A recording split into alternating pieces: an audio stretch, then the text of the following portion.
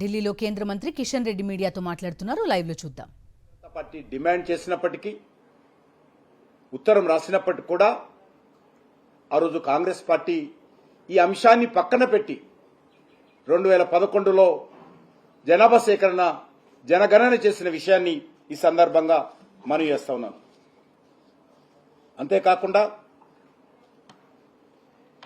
BJP మొదటి నుంచి కూడా మేము కులగణనకు అనుకూలంగా ఉన్నాము.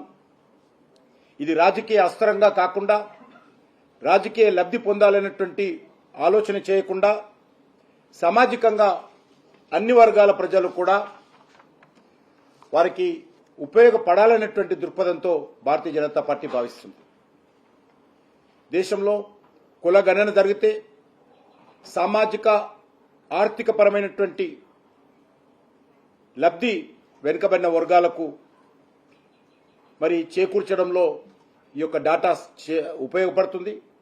రిజర్వేషన్స్ కానీ లేక సంక్షేమ కార్యక్రమాలు కానీ సమర్థవంతంగా అమలు చేయడానికి కూడా ఈ యొక్క డాటా ఉపయోగపడుతుంది అనేటువంటిది భారతీయ జనతా పార్టీ నిన్న కేబినెట్లో తీసుకున్నటువంటి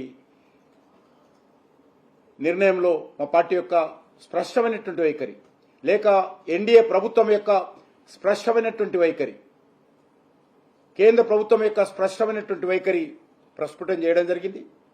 ఉపాధి,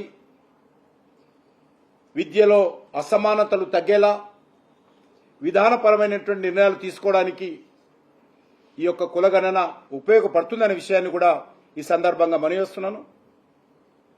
ఏ సామాజిక వర్గానికి వెనుకబడి ఉన్నారో, ఏ సామాజిక వర్గానికి ఏ రకమైనటువంటి కేటాయింపులు చేయాలనేటువంటి విషయం కూడా కులగణన ఉపయోగపడుతుందనే విషయాన్ని ఈ సందర్భంగా మనవి చేస్తా ఉన్నాను. ఈరోజు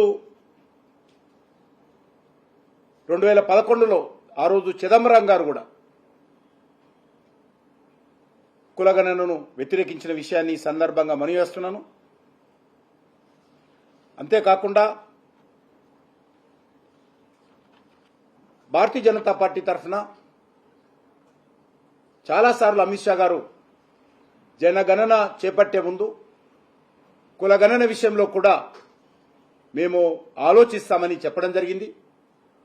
కాబట్టి నిన్నటి రోజు గతంలో ఇచ్చినటువంటి హామీ మేరకు, గతంలో కాంగ్రెస్ పార్టీ అధికారంలో ఉన్నప్పుడు పార్లమెంటులో మా పార్టీ డిమాండ్ చేసినటువంటి పాలసీ పరమైనటువంటి నిర్ణయం మేరకు మా పార్టీ నాయకురాలుగా నాటి ప్రతిపక్ష నాయకురాలు సుష్మా స్వరాజ్ గారు లిఖితపూర్వకంగా నాటి కేంద్ర ప్రభుత్వానికి రాసినటువంటి ఉత్తరానికి కట్టుబడి ఉండి ఈరోజు మేము జనాభా సేకరణలో భాగంగా కులగణన కూడా చేయాలని చెప్పి నిర్ణయం తీసుకున్న విషయాన్ని ఈ సందర్భంగా